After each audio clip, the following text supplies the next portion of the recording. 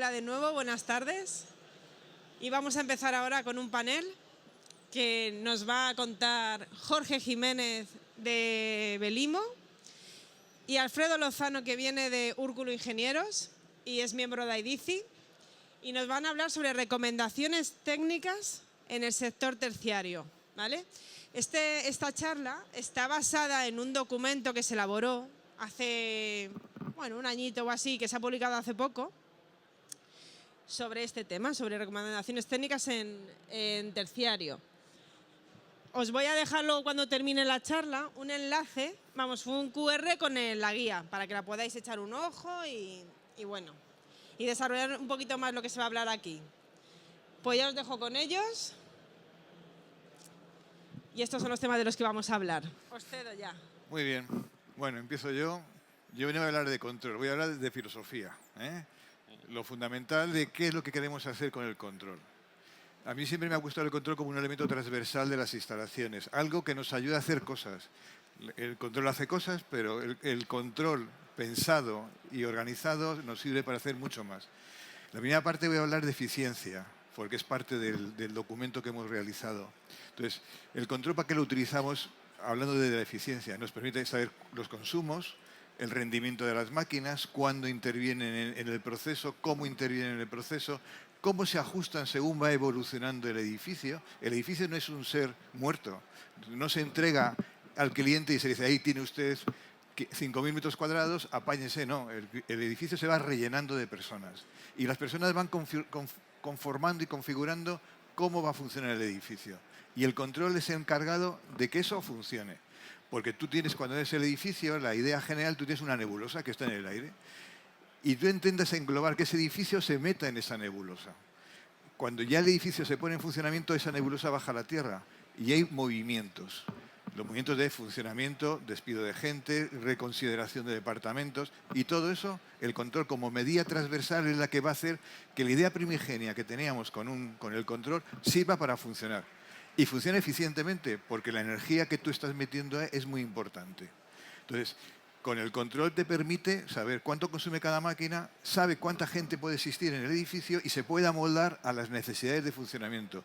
El edificio más eficiente es aquel que la curva de funcionamiento se acopla a la curva de funcionamiento del edificio, del funcionamiento de las personas. Cuando esas van en paralelo es cuando más eficiente es el edificio.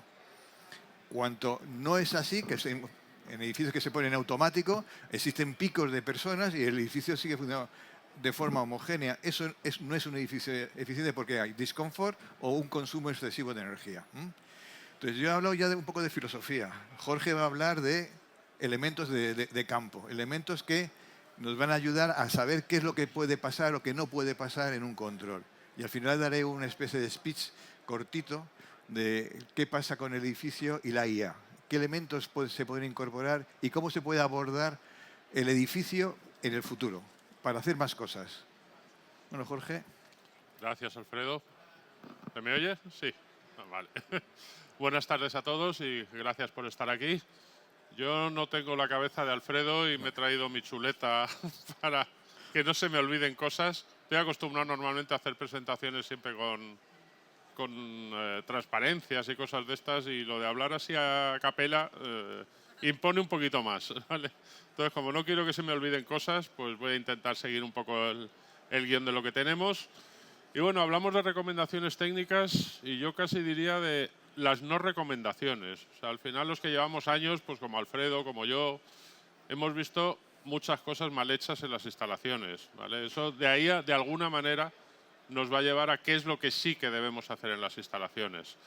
En este caso, a mí me toca hablar bastante de la parte que, en la que más me he movido en todo este tiempo, que son actuadores de compuerta, que son válvulas motorizadas o válvulas combinadas de control equilibrado, que son sensores de todo tipo, y normalmente de la poca importancia que se le da en las instalaciones, ¿vale? Parece el gran olvidado, el que a última hora se selecciona, se monta y se pone a funcionar. Y en realidad es un elemento clave para que toda la instalación en la que hemos invertido un montón de dinero pueda funcionar, como bien decía anteriormente Alfredo. No nos podemos imaginar no sé, comprarnos un deportivo, un Ferrari, un Porsche, un lo que sea, y ponerle las ruedas de un Seat Panda, ¿vale? A nadie se le ocurriría, dirás, ¿para qué me compró el deportivo? Pues desgraciadamente a veces en las instalaciones nos encontramos eso. Equipos muy buenos de producción, de transporte del aire, unidades terminales, y luego totalmente mal controlados. Y mal controlados a veces hasta por el mismo precio. O sea, ya no es decir me voy a ahorrar dinero, es no seleccionarlos bien, no tener cuidado, no equilibrar la instalación. El control hace cosas y hace cosas muy buenas, pero no hace milagros, ¿vale? A mí me gusta desmitificar un poco el tema del control, porque la gente dice, no, eso, bueno, pues si la válvula no regula bien, pues el control lo va a solucionar. Bueno, a medias. El control va a corregir, pero va a perturbar a otras zonas, las otras zonas van a corregir y al final todo acaba en una inestabilidad permanente. Eso no es algo que vaya a ser bueno para el funcionamiento, no es bueno para el consumo de energía y es algo que tenemos que evitar. Todavía vemos instalaciones a caudal constante de agua, con válvulas de 3 vías. Debería estar, en mi opinión personal, prácticamente prohibido. Estar bombeando agua continuamente, independientemente de que haya necesidad o no, año 2025 y con las herramientas que actualmente hay, me parece un poco un atraso. Todavía se siguen viendo válvulas de 2 vías convencionales con equilibrado estático. Bueno, pues es lo que había quizá hace 20 años, con lo que teníamos que convivir, aun sabiendo pues, que había un sobrecaudal en muchas situaciones, que a carga parcial no funcionaba todo lo bien que debía y que el salto térmico pues, tampoco normalmente era lo más optimizado posible. Pero bueno, afortunadamente ya desde hace, no sé, yo diría 10, 15 años, que hemos ido yendo a las soluciones más modernas, a válvulas combinadas de control y equilibrado dinámico, que van a hacer que el caudal en todo momento sea exactamente el que necesita la instalación y nos van a optimizar el consumo y el salto térmico. Seleccionarlas, pues ya afortunadamente es más fácil, pero aún así sigue siendo un poquito el patito feo, o sea, el gran olvidado, el que a última hora todo el mundo tiene que ir corriendo, ¿vale? Y hablaremos luego un poquito ya de la puesta en marcha, que es otro tema importante. ¿Qué decir de los sensores? Pues son otra parte fundamental del control. Imaginaros un sensor de temperatura que mida 2 grados de más, pues cuando le pidamos 21, el control lo va a dar por bueno cuando realmente habrá 19 grados. Pues evidentemente, ¿qué va a pasar normalmente? Que el usuario dirá, uy, tengo frío, tengo calor, va a toquetear el termostato de turno, lo va a disparar la temperatura, va a llegar otro, lo va a tocar. Bueno, pues eso es lo que nos puede estar pasando. Sensores puestos en las paredes con un perchero delante, lleno de abrigos, en medio de la corriente de la impulsión de aire que viene del climatizador, pegado a una pared a la que le pega el sol de manera criminal, pues eso evidentemente no nos va a permitir que el control, por muy bueno que sea, y los hay muy buenos, pueda funcionar correctamente. No sé, es darle realmente la importancia que tienen estos equipos, que al final es un porcentaje pequeño del coste de la instalación, pero de alguna manera es como el guardia de tráfico, o sea, es el que nos va a dirigir el aire y el agua en la cantidad adecuada a los sitios adecuados, a los sitios que lo necesitan en todo momento. Voy a ver que no se me olvide nada por aquí, de esta parte. Vale. Bueno, otro de los temas que quería comentar es un poco la figura del proyectista en los temas de control. Y aquí tenemos a Alfredo, que esperemos que no me pegue con alguna de las cosas que vaya a comentar, porque alguna tiene un pelín de crítica, pero bueno. Es con cariño. Se admite. Es con cariño, tú tranquilo. Bueno, quizá el proyectista a veces, en la parte del control, no le damos la importancia que tiene que tener, ¿vale? El proyectista piensa un edificio, piensa cómo debe funcionar, pero a veces eso se queda en su pensamiento. A veces no se transmite realmente a quien luego va a ejecutar el proyecto. No queda escrito, no está presente a lo mejor incluso en la fase de definición del control con la gente de control. Bueno, pues al final el pobre hombre que está allí haciendo la integración se encuentra con un proyecto, con unos planos, con nada escrito, diciendo, ¿qué hago? ¿Vale? La gente de control al final sabe de control, ¿vale? Sabe, yo lo digo, y no es nada despectivo, de unos y ceros, ¿vale? Pero no tiene por qué tener unos conocimientos súper avanzados de hidráulica, de aerólica. Para eso está la ingeniería que ha hecho el proyecto, pero muchas veces se echa en falta esa transmisión. Es verdad que me he encontrado proyectos donde el control venía súper bien definido, ¿vale? Y sería para mostrarlo y ponerlo de ejemplo en las escuelas. Pero también casos en que he visto a la gente del control a última hora, encima teniendo que entregar 2 días después, con la presión de terminar, inventándose qué hacer con los equipos que había montado, porque nadie le había contado nada. Si esas personas tienen una cierta experiencia, vale, pero no tienen por qué tenerla, ni todos los conocimientos de hidráulica y de aerólica que serían necesarios para definir bien el control. Vamos a ver. Bueno, es cierto que el propio responsable de control puede ayudar al proyectista, le puede orientar. No nos tenemos que olvidar que la experiencia haciendo una puesta en marcha para la gente de control te da mucho, ¿vale?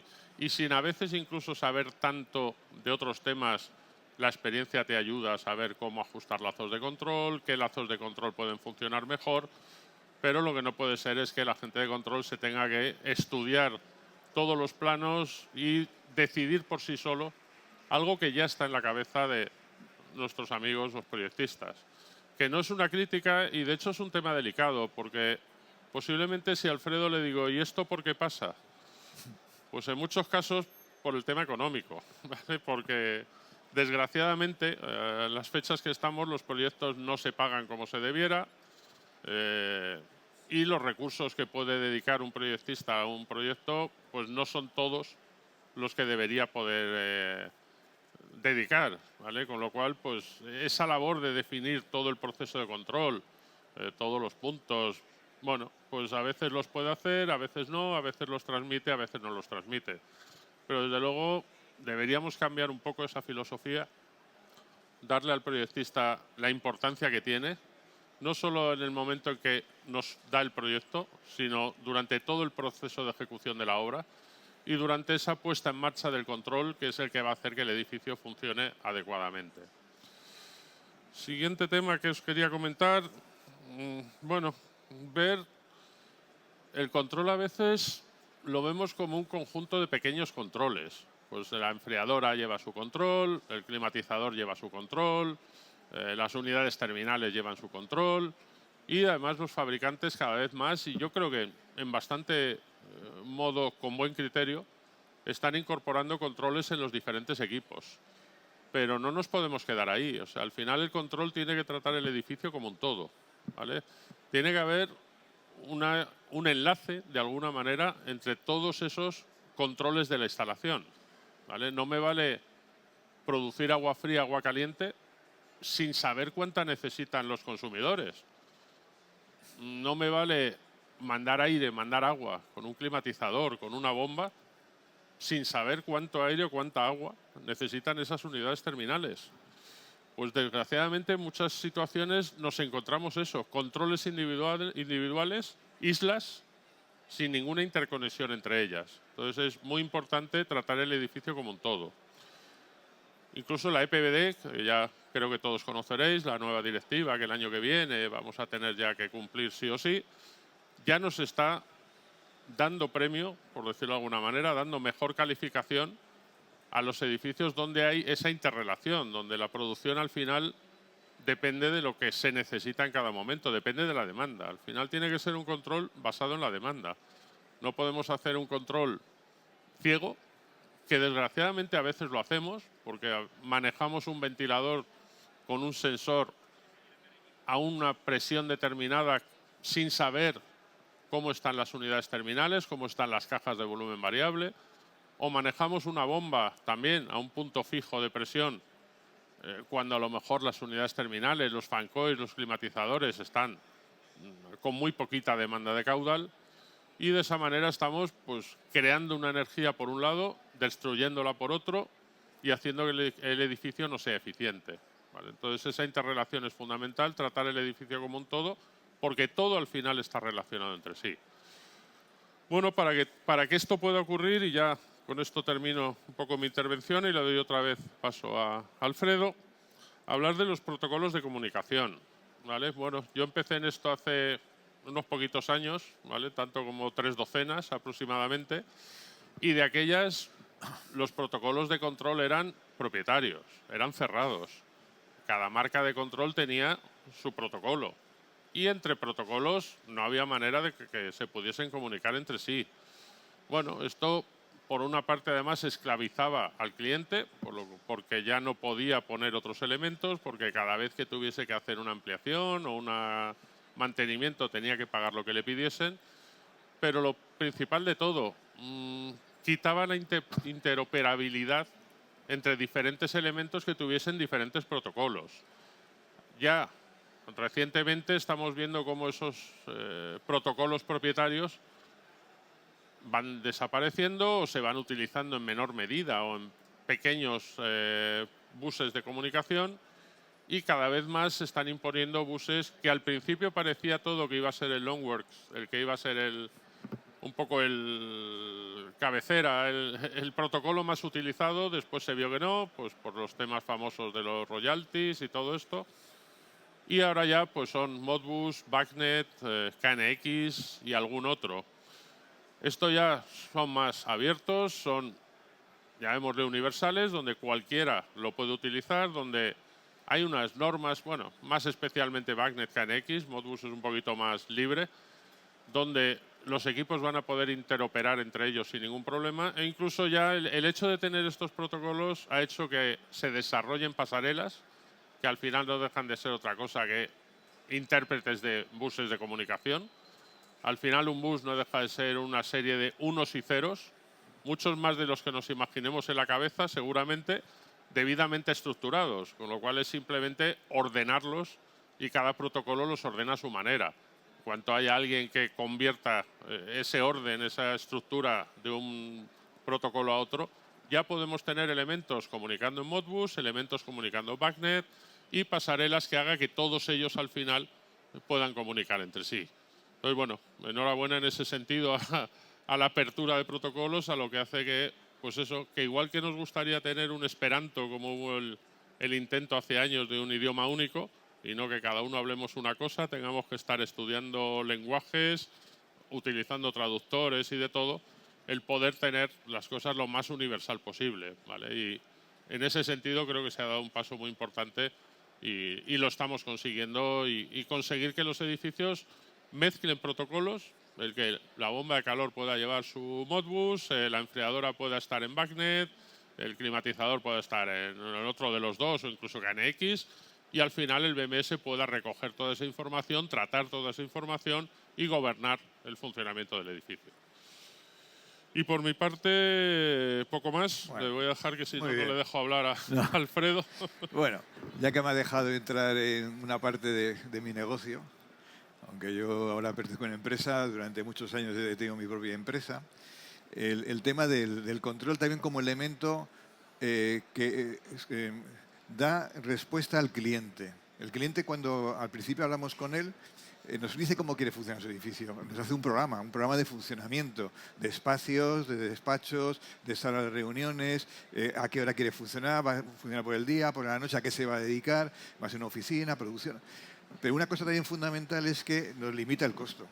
No el costo nuestro, de nuestros honorarios, que nos lo limita siempre, sino el costo de no me metas todo o méteme que, o quiero meter un sistema de climatización X y no me metas otro. Entonces, claro, ahí también te está limitando mucho cómo va a funcionar el edificio.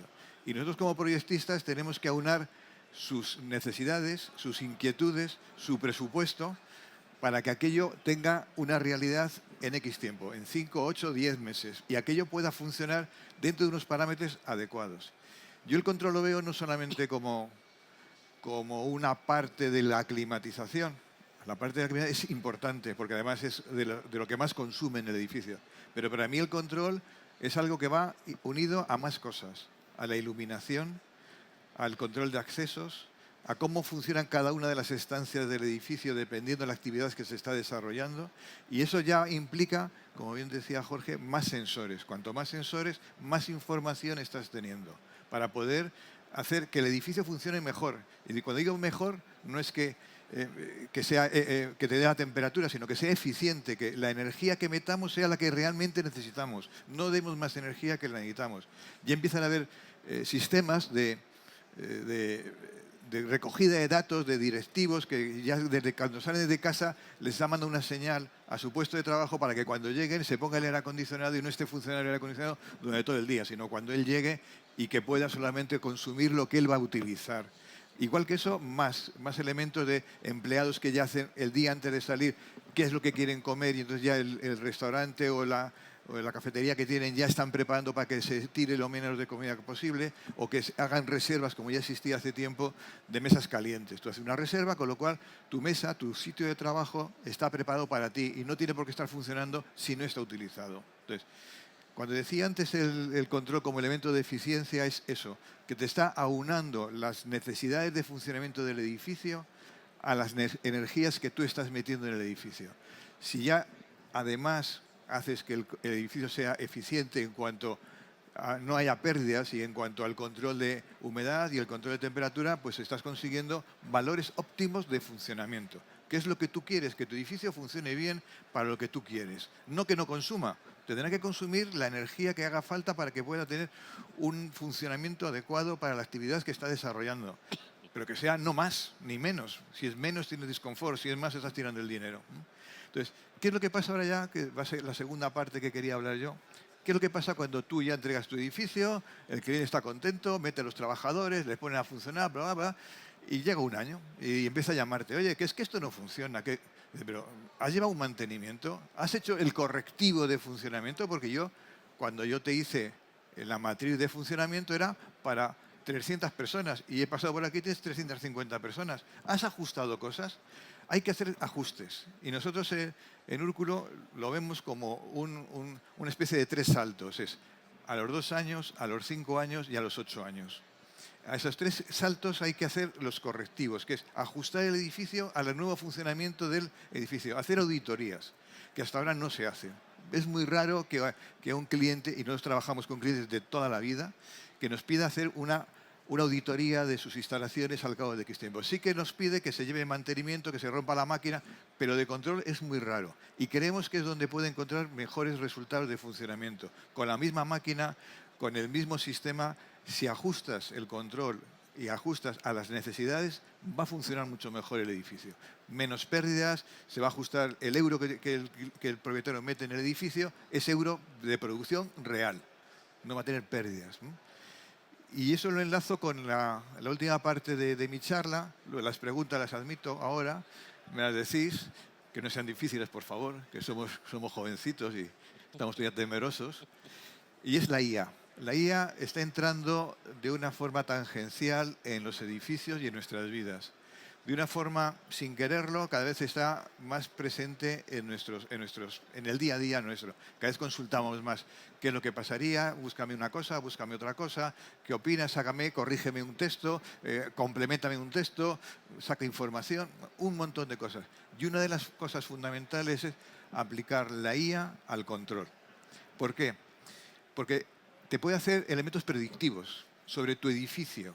Predictivos en cuanto periodo de tiempo, 3 meses. ¿Qué pasará dentro de 3 meses? ¿Cómo vaya a consumir energía?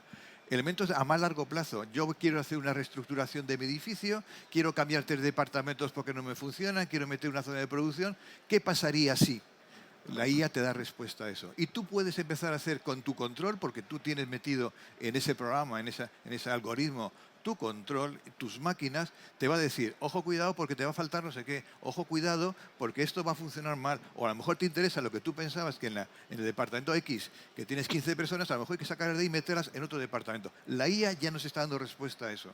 Nosotros estamos trabajando ya en ese campo, de forma muy experimental, de forma muy primigenia, pero ya se empieza a trabajar. Es el primer punto. El segundo punto es fundamental el tema del mantenimiento. Hasta ahora el mantenimiento se le daba a un sistema de unas tablets, de unas Excel que te va diciendo las horas de funcionamiento que va teniendo cada uno y un mantenimiento predictivo. Con la IA empieza a hacer una cosa que es fundamental. Ve qué máquina tienes tú, la serie de tu máquina que tienes tú y está haciendo una comparativa a nivel mundial esa serie de máquina, qué errores está teniendo. Y te puede decir, ojo, cuidado, que esta máquina está teniendo un 10% de avería en tal pieza. Si usted es sensato, cámbielo antes de que le falle. Eso está pasando ya. Primer punto. Segundo punto, el global. No solamente de una máquina, sino de más elementos. Aplicando la normativa. La normativa evoluciona y también la puede aplicar a tu edificio. Y dice, ojo, cuidado, la normativa, aunque no es de aplicación para ti, pero están saliendo nuevas cosas y te puede interesar adaptarte a ello porque te vas a pedir un crédito o vas a pedir una certificación o vas a pedir que alguien te apoye y te va a pedir una calificación. La IA te va a hacer esa simulación de tu edificio para saber que tú puedes tener esa calificación, ¿no? Con lo cual la IA empieza a tener ya más importancia en nuestro edificio. Y es fundamental que esté mantenido. O sea, una válvula que se estropea, un actuador que no funciona bien y que el de mantenimiento no reporta que ha funcionado mal.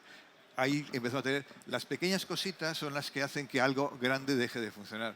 Como todo en la vida, todo accidente no se produce de una sola vez. Si se produce de una sola vez, es un atentado. Un accidente siempre se produce por pequeñas cositas que no se van teniendo en cuenta. Y esa pequeña cosita va desencadenando en cosas mayores. Hay que atajar esas cosas. La IA también tiene mucho que ver ahí, porque te va a decir, esa válvula tiene un recorrido de 5 años. Usted lo tiene hace 7 años. Ojo, cuidado, que le puede fallar. El mantenimiento no es el adecuado, porque no estoy recibiendo en mi base de datos qué input está dándome su jefe de mantenimiento o la empresa que usted tiene contratada. Y eso es importante. Entonces, el control nos dice cómo funciona el edificio, pero también nos va a decir cómo va a funcionar tu edificio dentro de pocos tiempos. 1 año, 2 años, 15 años, 20 años, lo podrás vender, podrás dar un valor añadido a la venta de tu producto. Si dentro de 15 años quieres vender tu edificio, le puedes reportar al comprador, mire usted, funciona así y estos son los parámetros de funcionamiento. Y todo eso lo saca de un buen control, una buena IA y un buen sistema de mantenimiento. Entonces, ¿preguntas? Tenemos 10 minutos. Si no, sigo hablando. Nosotros mismos. Tenemos 15 todavía. Yo si no sigo hablando. Pues sigue. A ver si les animas a que pregunten. Bueno, algo. me preocupa, dentro del edificio, me preocupa el bienestar de las personas. Es fundamental. Y aquí el control tiene mucho que decir. En principio, cada vez... ¿Cómo empezó todo esto? Todo esto empezó en Boston. Un señor que se llamaba Carrier vendió a un empresario que tenía un banco y le dijo, ¿por qué no metemos aire acondicionado en su...? Dice, ¿qué es el aire acondicionado? Aquí abrimos las ventanas y que ventile. Lo que pasa es que ese año en Boston hizo un calorazo del carajo y la gente se marchaba a su casa, que prefería estar en su casa que no. Y implantaron el aire acondicionado. El señor Carrier metió una máquina de aire acondicionado, lo primero que hacía era mover aire y bajar 3 o 4 horas de temperatura. La gente se quedó a trabajar más tiempo, porque estaban más a gusto trabajando que en su casa. Entonces, ¿eso a qué nos ha llevado a pensar? Que las instalaciones cada vez tienen más importancia en el trabajo y en nuestra propia vida, porque eso lo que hemos hecho ha sido implementar lo que estábamos a gusto en un aire acondicionado que hace 20 años en casi ninguna casa había aire acondicionado, sí que la teníamos en el trabajo, lo hemos ido implementando en nuestros hogares. Con lo cual, la tecnología está también entrando en nuestros hogares y el control también está entrando en nuestros hogares. Cada vez oímos más de la vivienda automática y demás. El automatismo está aquí, no está en el aparatito. El aparatito te sirve para hacer algunos procesos, pero está aquí sobre todo. Es cómo tú quieres vivir, qué es lo que quieres dar al sitio donde estás. Y en el trabajo pasa 3/4 de lo mismo. El control te va a ayudar a funcionar y a tener un ambiente adecuado. Una humedad adecuada, una ventilación adecuada, una temperatura adecuada. Pero cómo vivas el edificio depende de ti. Y entonces el control te va a ayudar a homogeneizar ciertas cosas. El tema de el restaurante, hacer turnos para que sea lo más eficiente posible, respetar plazas de garaje para que no todo el mundo salga al mismo tiempo. Uno de los mayores problemas que tenía Telefónica, la ciudad de Telefónica y la ciudad de Santander, es que todos querían salir a la misma hora y querían entrar a la misma hora. Simplemente el hecho de salir era 1 hora. Entonces al final se hicieron diferentes horarios de entrada, diferentes horarios de salida para que aquello fuese un poco más homogéneo. El control interviene en eso. En esas pequeñas cosas de la vida cotidiana, sin darnos cuenta, está interviniendo. Empieza a intervenir en más temas, porque en esas grandes ciudades de grandes movimientos, los semáforos empiezan a estar preparados, ya el Ayuntamiento de Madrid lo está haciendo, para que esa salida de flujo de gente empiece a ser racional para que desahoguen cuanto antes ese afluente de gente, porque si no se ponen atascos. Está entrando en nuestras vidas. Está entrando en nuestras vidas de otra forma, y es con estos elementos. Estos elementos, yo ya lo he tirado directamente. Yo tengo un mecánico que funciona de maravilla, de hace 40 años, y no tengo que darle cuerda porque se mueve con mi movimiento. Pero nos está cogiendo mucha información. El control de nuestra vida, el control de nuestros hábitos, el control de nuestras enfermedades. Y eso va muy enlazado también con los seguros. Todas las empresas de seguros están sacando datos de la IA, de cómo se mueve en tu población, en tu código postal, la gente, y te hace un seguro casi adecuado y unos costos adecuados a tu zona de donde estás viviendo.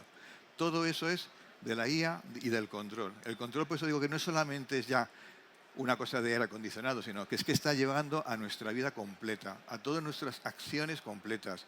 Te están dando información si que tú quieras porque has visto una página de un mueble de cocina y al cabo de 3 días no sabes ni cómo ni por qué te está llegando muebles de cocina. Pero cosas más graves. Estás hablando con tu pareja que vas a cambiar de coche y a los 2 días te sacan propagando, sin haberlo buscado, te están sacando de esa marca que has hablado, te están oyendo con el móvil abierto. Te están oyendo. Con lo cual, el control hay que hacerlo aquí. No hay que dejar que el control te domine. No solamente de las instalaciones, sino de tu vida, de tu forma de actuar y de tu forma de hacer. ¿Algo más? Quedan 5 minutos. Venga, ¿alguna pregunta? Vamos, tenéis la oportunidad ahora de preguntarle directamente a ellos. ¿No? Aprovechar. Es que son amigos. Ya, bueno, alguno por ahí. Bueno, pues hablamos de sistemas de control, de caudal variable y de caudal constante. Eso no. Pues yo cuando empecé, precisamente con Rafa Úrculo, en un viaje que hicimos a Dinamarca, a Grundfos, estaba ya haciendo unos monos, estaba en uno de los restaurantes, siempre está pensando, Rafa siempre está ahí haciendo tonterías. Yo no trabajaba para él, yo tenía mi empresa, pero nos llevábamos bien. Y yo le digo, ¿qué estás haciendo? Y dice, ¿cómo? Es que Grundfos tiene una bomba que me han dicho que es de caudal variable, no es de caudal constante, quiero verla, nos llevan a ver esto y creo que podría funcionar para hacer, si encontramos a alguien que tenga una válvula proporcional para poder funcionar de 2 vías y así me ahorro. ¿No? Digo, bueno. Entonces nos explicaron allí la primera bomba, una bomba de agua de caudal variable con un variador de frecuencia que lo tenía incorporado, la primera bomba que lo tenía. De eso hace, pues en el 2003 o 2004, ha caído unas pocas lluvias. Poco a poco se ha ido implementando el caudal variable, pero por motivos de economía. Con economía de válvula, economía de control y economía de energía. La energía que se mueve en un circuito hidráulico de un edificio grande a caudal constante es muy elevado, muy elevado. No se demoniza la válvula de 3 vías porque nos hace falta, porque hay que conseguir un caudal mínimo de funcionamiento, si no la bomba podría tener problemas, pero se utiliza para cosas muy concretas o también para sistemas en los cuales queremos que tenga mucha inercia en la producción. En vez de tener un caudal variable en la producción, lo tengo constante, pero estoy moviendo un agua muy controladita, con muy poca presión, en muy acotado de tiempo, y sé que tengo siempre demanda, la demanda y la producción la tengo que sea casi equiparable. ¿Y dónde hago el circuito de demanda? En el secundario, con una válvula de control variable. Eso me ahorra. Las válvulas son más sencillas, más robustas, se rompen menos, son más fáciles de sustituir, son más fáciles de equilibrar, son más sencillas en palabras. Y entonces también en la programación es mucho más sencillo. Y la válvula de 3 vías tuvo sus días y lo sigue teniendo para cosas muy concretas, muy concretas. Y cada vez, hombre, yo no es que sea enamorado del agua, porque he montado también mucho caudal refrigerante en mi vida, pero cada vez te estás dando cuenta de que el caudal en agua es más fácil de manejar, es más sencillo de poder controlar, de poder elementos que tú eres quien sabe lo que está haciendo ahí y cómo va a funcionar. cosa que el VRV, VRF, como lo quieran llamar cada uno de los fabricantes, está muy bien. Es un control muy sencillo porque te lo hace toda la máquina. El compresor es el que decide la cantidad de refrigerante que manda un sitio, que manda otro. Tú no intervienes ahí, es donde pones la temperatura y te olvidas de todo. Cara al instalador o cara a una propiedad, pues resulta muy cómodo. Pero si quieren modificar cualquier cosa, tienen muchos problemas. Cosa que sistemas de agua con control se puede hacer infinito. Yo he visto instalaciones que hice hace 30, 40 años que siguen funcionando. Con un buen mantenimiento, la tubería está bien, se han llevado los medios correctivos, ha habido que cambiar la producción, ha habido que cambiar alguna bomba, alguna válvula, pues ha habido que cambiarla. Inclusive se ha cambiado un sistema de caudal variable, de caudal constante a caudal variable, con la misma instalación, porque te lo permite, pensando un poco y metiendo alguna válvula de control de presión, se permite hacer también. Cosa que el control nos permite, es más flexible de lo que nosotros pensamos, no pensemos que es una cosa inamovible, ¿no? Hubieron fabricantes, Landis, Stefa, Honeywell en su día, la primigenia de ellas, pues que, como bien decía, tenían su bus de comunicaciones que era suyo, que era propio, que parecía que se lo iban a robar si se lo daban a otro, eran celosos de ellos, y lo que ha pasado es que se están quedando para ellos, para sus instalaciones y para ellos. Y están luchando ahora con la competencia de sistemas abiertos, y una competencia muy fuerte. Nosotros estamos teniendo más instalaciones existentes con un sistema cerrado que pasemos a un sistema abierto, que al contrario, de un sistema abierto que pasemos a un cerrado. Yo creo que una o ninguna. Cosa al contrario, existentes que ya están funcionando, que cambiar o continuar con un sistema cerrado le supone un montón de dinero, un montón de inversión, porque el sistema se ha quedado obsoleto, porque la ingeniería que pone encima el fabricante es carísima para poder utilizar tu edificio, las instalaciones nuevas. En cambio, al contrario, es muy sencillo. Existen pasarelas. Lo último que hice con Fernando Cuesta fue en el Palacio de los Deportes, que tiene un Johnson, y le hicimos una pasarela para que pasar a, no sé si a Regin. Y todo se controla con una pasarela, con un control. Sí, el cabezón de arriba sigue siendo Johnson, que ya lo tenemos en un ordenador ahí acabado, pero todo lo demás lo estamos haciendo poco a poco, lo estamos pasando a Regin. Mucho más sencillo, cualquier actuador que se hace es muy sencillo cambiar, cualquiera lo puede hacer, cualquier integrador lo puede hacer, y entonces abaratan mucho los costos. Aquí mi presidente, sí señor. Pues ya tengo al final, te quedan 4 minutos. ¿Preguntas qué queréis hacer allí lo del fondo? Entonces, el control pues, ha evolucionado mucho más rápido en los edificios que el resto de instalaciones y nos ha permitido, aparte de abaratar, conseguir niveles de confort muy adecuados, vivir mejor, más a gusto, amoldarse más a nuestra forma de vida.